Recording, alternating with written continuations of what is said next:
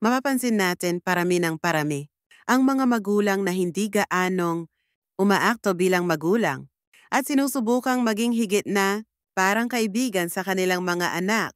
Gusto nilang makita sila bilang isang cool na magulang, mabait na magulang, walang pakialam.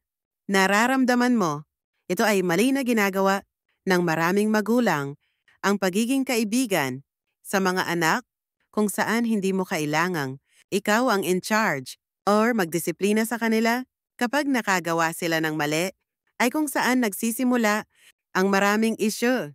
Ang anak mo nangangailangan ng kaayusan at disiplina.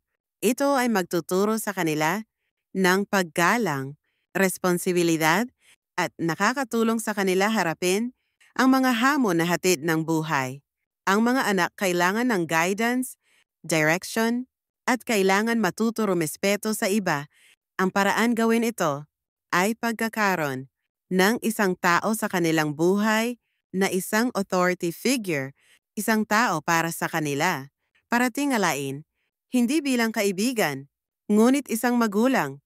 Ang pagiging magulang ay hindi madali.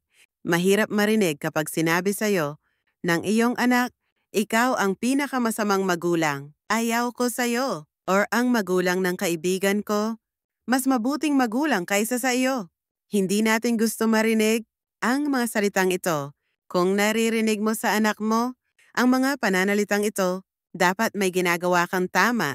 Basta ikaw ay nagbibigay para sa iyong anak.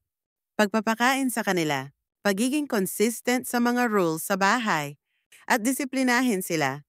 Kapag kailangan, maiintindihan ng anak mo kapag sila ay tumanda na kung ano ang iyong ginagawa, ay turuan silang maging magalang at isang mabuting tao sa buhay.